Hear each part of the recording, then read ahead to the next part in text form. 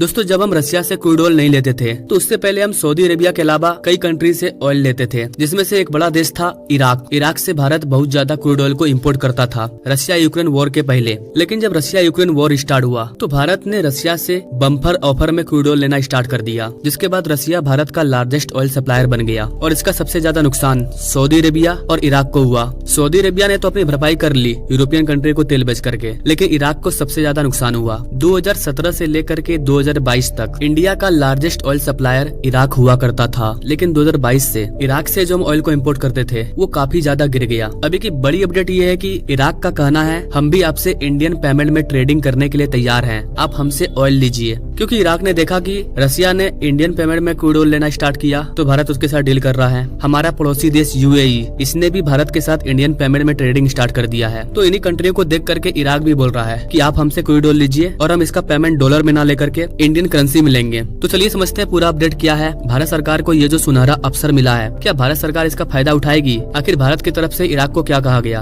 और सबसे बड़ा सवाल, क्या अब धीरे धीरे करके इंडियन करेंसी इंटरनेशनल मार्केट में चलने लगी है? तो इस चीज को लेकर के आप कई आर्टिकल देख सकते हैं। India's Russian oil import now double that of Iraq. India's Iraq oil import fall to lowest in 20 months. मतलब करीबन 2 साल से इराक, जो कि भारत का एक बड़ा ऑयल सप्लायर था, वो काफी नीचे जा चुका है और इन 2 सालों में जो रशिया है वो भारत का सबसे बड़ा ऑयल सप्लायर बन चुका है। यहाँ तक की सिचुएशन ऐसी हो गई थी कि हम रूस से 1.64 million barrel per day oil मंगवा रहे थे, वहीं इराक से $0.8 मिलियन पर डे। आप इस चैट के माध्यम से देख सकते हैं इंडिया का जो सबसे बड़ा ऑयल सप्लायर है वो रशिया बन चुका था। अप्रैल में 36%, मार्च में 33%। इसके बाद था इराक, जिससे हम 17-18% ऑयल ले रहे थे। उसके बाद आता है सऊदी अरेबिया। जैसा कि मैंने आपको बताया कि हमने सऊदी अरेबिया से भी ऑयल लेना कम कर दिया था। बाकी और भी कई कंट्री है जिनसे हम थोड़ा मोड़ा ऑयल खरीदते हैं, लेकिन ये 3 मेन कंट्री है जिससे हम लोग सबसे ज्यादा क्रूड ऑयल मंगवाते हैं। तो फाइनली इराक ने डिसीजन किया कि अब हम भी भारत के साथ इंडियन करेंसी में ट्रेडिंग करेंगे और इसकी स्टार्टिंग भी इराक ने कर दिया है। जैसा कि मैंने आपको इस वाले वीडियो में बताया था कि कैसे रशिया और भारत के बीच में ऑयल की ट्रेडिंग होती है। रशिया ने भारत के SBI बैंक में एक अकाउंट खोला है और उसी के थ्रू इंडियन रुपीस में ट्रेडिंग होती है। ठीक वैसे ही इराक ने भी भारत के अंदर एक वोस्त्रो अकाउंट खुलवा लिया है। इराक का जो अपना सेंट्रल बैंक है वो रीजन ट्रेड बैंक, उसके द्वारा भारत के अंदर न्यू दिल्ली में DBS बैंक में एक अकाउंट खुलवाया गया है। तो भारत के साथ इंडियन पेमेंट में ऑयल की ट्रेडिंग करने के लिए रशिया के द्वारा जो स्टेप लिया गया था, ठीक उसी स्टेप को फॉलो करते हुए इराक भी अब भारत के साथ इंडियन करेंसी में ट्रेडिंग करने के लिए तैयार है। इराक के द्वारा कहा गया कि इस ट्रांसफॉर्मेशन के बाद वो सारे चैलेंजेस खत्म हो जाएंगे। करेंसी एक्सचेंज, ट्रांजैक्शन कॉस्ट, इन सारी चीजों को लेकर के जो भी प्रॉब्लम थी अब वो सारी प्रॉब्लम सॉल्व हो चुकी है। और हम ये भी आशा करते हैं कि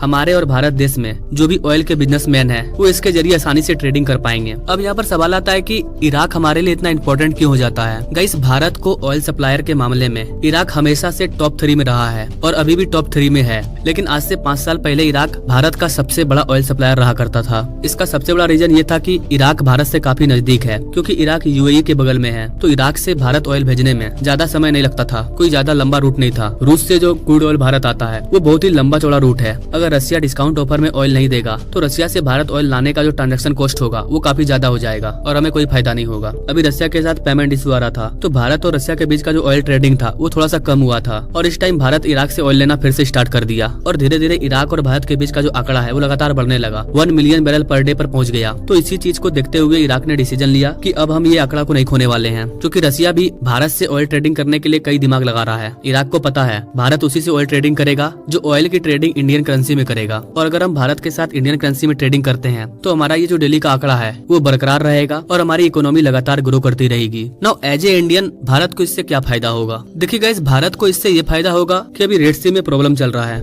आप अगर मैप देखिए तो जो इराक का रूट है वो काफी अलग है। हमें रेड सी में जाना ही नहीं पड़ेगा, हम UAE होते हुए इराक जाएंगे और डायरेक्ट UAE होते हुए मुंबई, गुजरात, इंडिया में पहुंच जाएंगे। एक तो टाइम भी बचेगा, दूसरा पेमेंट भी इंडियन करेंसी में करना पड़ेगा। अगर इंडियन करेंसी में पेमेंट होगा तो हमारी जो इंडियन करेंसी है वो काफी ज्यादा ग्रो करेगी। मैंने पहले भी आपको इस वाले वीडियो में बताया था कि UAE और भारत के बीच में जो इंडियन पेमेंट में ट्रेडिंग स्टार्ट हुआ है, इसको देख करके और भी कई कंट्री सामने आएंगे जो भारत से इंडियन करेंसी में पेमेंट लेने के लिए तैयार हो जाएंगे। और अभी यही हो रहा है, पहले रशिया, अब UAE और अब इराक। और गाइस आप देख लीजिएगा बहुत जल्द और भी कई कंट्री सामने आएंगे जो कि भारत के साथ इंडियन करेंसी में ट्रेडिंग करेंगे, क्योंकि उनके पास कोई ऑप्शन है नहीं। भारत पूरे वर्ल्ड का फास्टेस्ट ग्रोइंग कंट्री है एट प्रेजेंट टाइम। अपने प्यारे भारत का जो अभी 3rd क्वार्टर का डाटा आया है, जिसको मैंने इस वाले वीडियो में बताया है, हमारी ग्रोथ 8.4% है, जो कि दुनिया के सभी देशों से सबसे ज्यादा है। तो भारत के पास एक अच्छा मौका है कि अपने इंडियन करेंसी को इंटरनेशनल मार्केट में अच्छे से ग्रो करवाए और भारत ऐसा कर भी रहा है। आई होप गाइस आप समझ पाए होंगे कि इंडियन करेंसी में पेमेंट क्यों जरूरी है। इराक से अगर हम इंडियन करेंसी में ट्रेडिंग करते हैं तो इससे भारत को क्या क्या फायदा होगा। ना अगर कोई और कंट्री इंटरनेशनल लेवल पर भारत के साथ इंडियन करेंसी में ट्रेडिंग करने के लिए तैयार होता है तो उस पर मैं अलग वीडियो लाऊंगा। वीडियो अच्छी लगी तो like comment share. Now thank you for watching. मिलते हैं अगले वीडियो में एक नई जानकारी के साथ। तब तक के लिए जय हिंद।